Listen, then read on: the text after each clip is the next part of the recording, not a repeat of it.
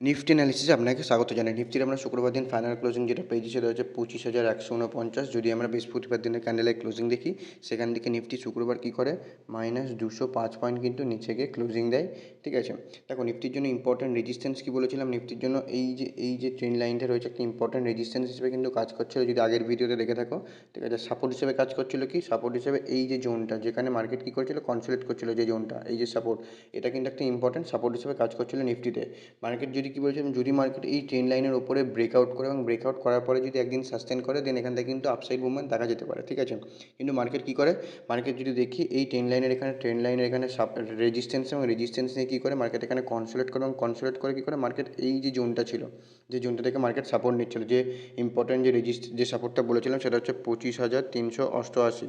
Market কী করে এই যে লেভেলটা, এই লেভেলের নিচে যদি দেখি ব্রেকডাউন করে, বৃহস্পতিবার দিন এই লেভেলের নিচে ব্রেকডাউন করে, এবং ব্রেকডাউন করার পর শুক্রবার দিন যদি দেখি মার্কেট গ্যাপ ডাউন ওপেন হয়, এবং গ্যাপ ডাউন ওপেন হওয়ার পর মার্কেট কী করে এর নিচে কিন্তু ট্রেড করে, এবং যার ফলে সাপোর্টের কাছে কিন্তু নিফটি আসে।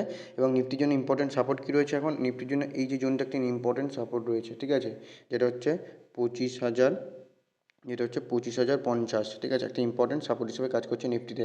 মার্কেট কী করে এই সাপোর্টের নিচে যদি ব্রেকডাউন করে, যে সাপোর্টগুলো বলেছিলাম সেই সাপোর্টের নিচে কিন্তু মার্কেট আসতে পারে। ঠিক আছে, তো মার্কেট এই সাপোর্টকে ব্রেকডাউন করে, এবং ব্রেকডাউন করার পর মার্কেট কী করে এর নিচে কনসোলিডেট করে, এবং কনসোলিডেট করার পর মার্কেটের নেক্সট যে সাপোর্টের টার্গেট বেরিয়ে আসছে সেটা হচ্ছে 25,050।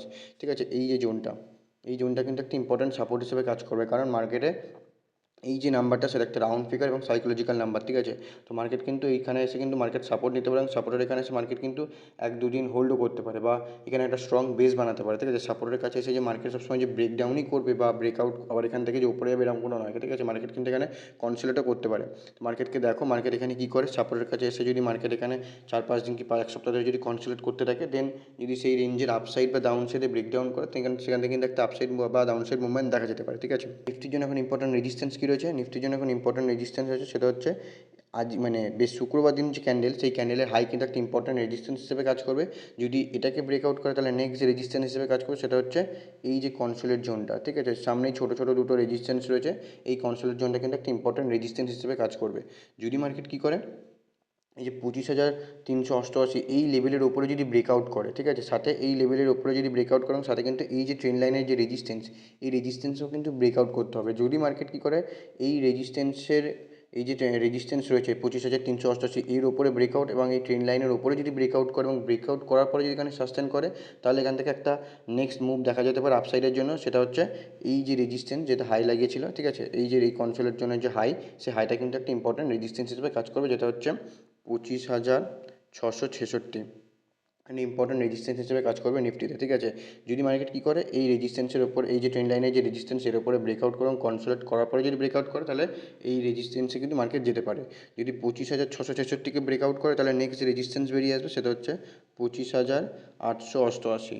ঠিক আছে, যদি 25,888কে ব্রেকআউট করে, তাহলে নেক্সট যে রেজিস্ট্যান্স বেরিয়ে আসবে সেটা হচ্ছে 26,055, কারণ এটা একটা রাউন্ড ফিগার নাম্বার এবং সাইকোলজিক্যাল, তো মার্কেট কিন্তু এখানে যেতে পারে।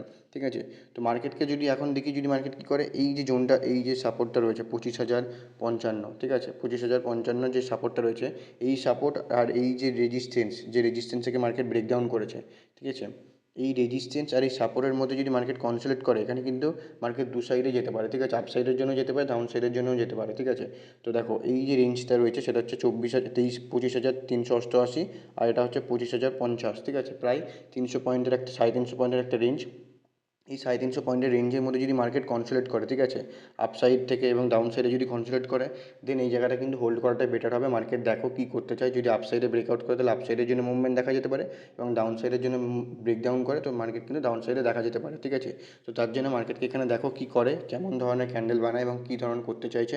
ঠিক আছে, ওয়াচ করো, যদি তোমার সেট আপ অ্যাক্টিভ হয় তবেই তুমি তোমার ট্রেড করতে পারো, আদারওয়াইজ কিন্তু ট্রেড করার দরকার নেই। ঠিক আছে, যদি দেখা গেলো কনসোলিডেট করার পর মার্কেট ডাউন সাইডে ব্রেকডাউন করলো, তাহলে প্রথম যে সাপোর্ট বেরিয়ে আসবে সেটা হচ্ছে 24,800। প্রথম একটা সাপোর্ট বেরিয়ে আসবে, যদি 24,800কে ব্রেকডাউন করে, তাহলে নেক্সট যে সাপোর্ট বেরিয়ে আসবে সেটা হচ্ছে 24,655।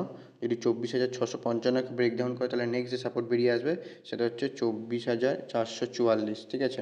ইম্পর্টেন্ট সাপোর্ট হিসেবে কাজ করবে, ঠিক আছে। তো দেখো নিফটি কী করে, দেখো মার্কেট সাপোর্টের কাছে এসে কেমন ধরনের প্যাটার্ন বা কেমন ধরনের ক্যান্ডেল স্টিক বানাচ্ছে। যদি তোমার সেট আপ অ্যাক্টিভ হয় তবেই তুমি তোমার ট্রেড করতে পারো, আদারওয়াইজ ট্রেড করার দরকার নেই। যদি ভিডিওটি ইনফরমেটিভ লেগে থাকে অবশ্যই কমেন্টে জানাবেন এবং চ্যানেলটিকে সাবস্ক্রাইব করে নেবেন। দেখা হচ্ছে পরের ভিডিওতে, ততক্ষণ ভালো থাকবেন, সুস্থ থাকবেন।